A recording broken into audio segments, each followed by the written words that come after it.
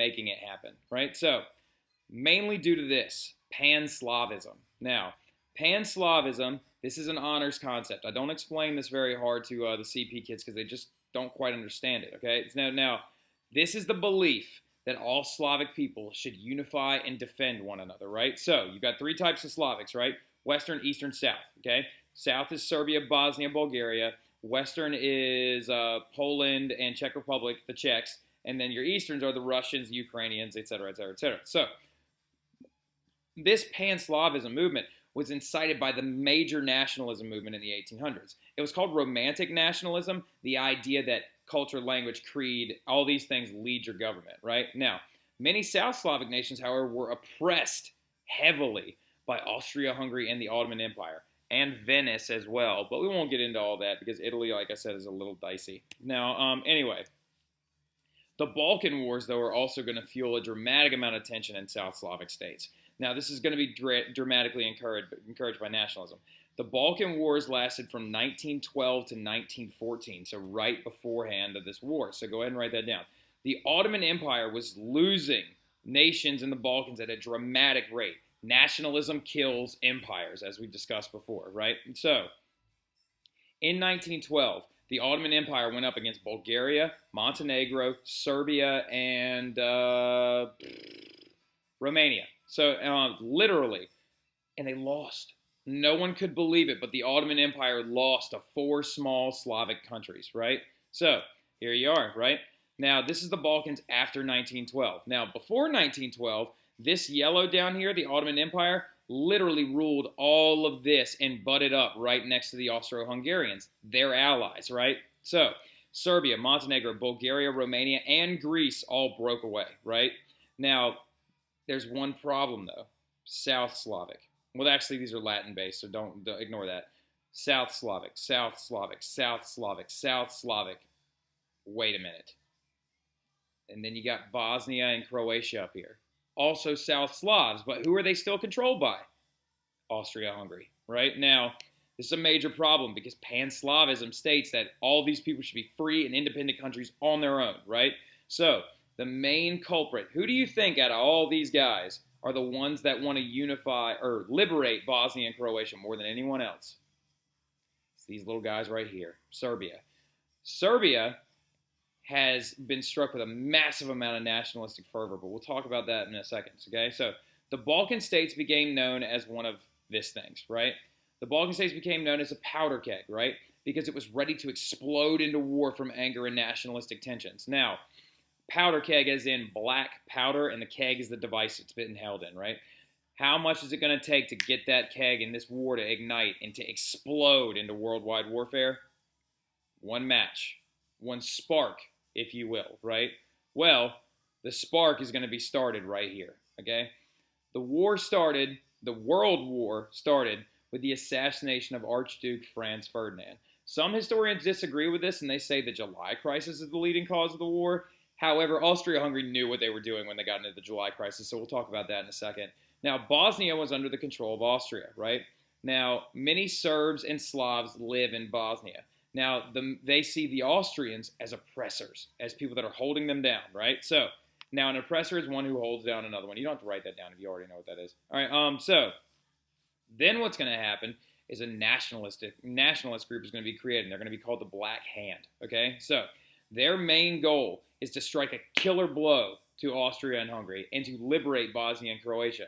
Now, they believe that one of the best ways to do this is to assassinate the Archduke, the second in line for the throne of the Austro-Hungarian Empire, Franz Ferdinand, right? So, here's the thing.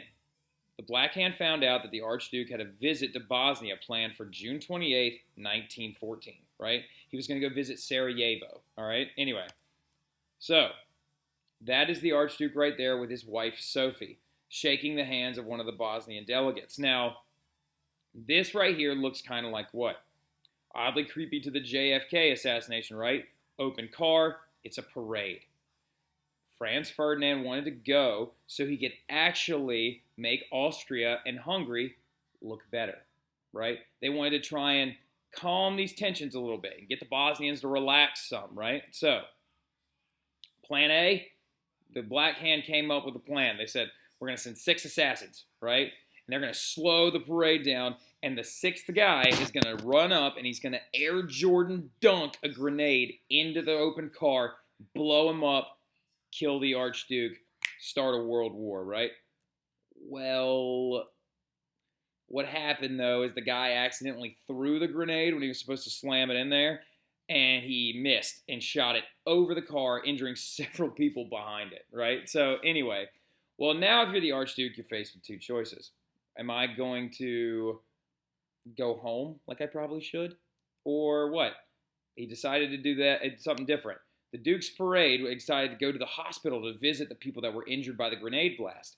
Now, after these people were hurt, they took after they left the hospital, it's 1914. Cars have just kind of hit the scene. They're not a majorly produced product yet, right? So what happened, though, is up ahead, well, actually, they were a majorly produced product, but you know what I'm saying. With the first cars comes a lot of car accidents, right?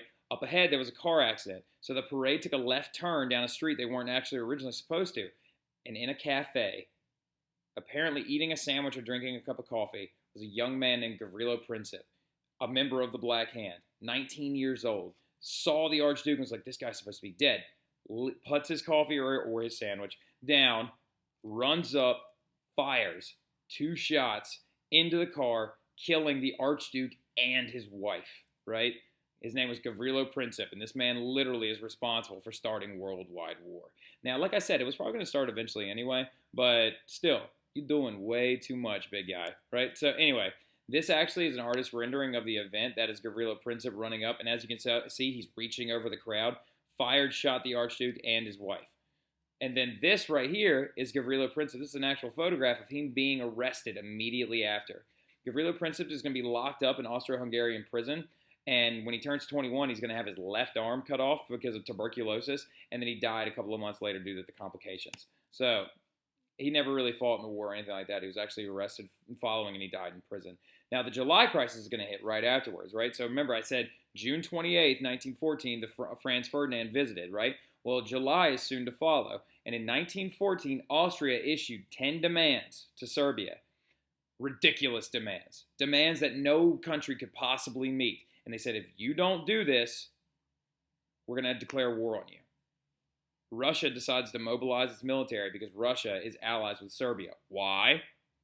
Good job. I heard you. Good job, Coffee. Good job. Good job, Ella. I heard y'all. Pan-Slavism, right? Pan-Slavism dictates the idea that Russia has to help them because they're also Slavic as well. So Russia mobilized its military, and then the domino effect hit, right? Austria declared war on Serbia after the July crisis. Alliances kicked into play. Russia then declared war on Austria. Germany then declared war on Russia. But then Germany took a weird turn and then turned around and punched France right in the face. And then everyone is going to start choosing a side based on where their alliances have been drawn. No one in Europe at the time was neutral, as in not choosing a side. The only neutral country that was actually involved in this was the United States of America. Russia and the Allies began to mobilize to support Serbia. Central Powers did the same. World War I has started. Make sure you have all that stuff written down. We may get to take a short quiz instead of a warm-up on this stuff tomorrow. I'll see you then. Sleep in fear.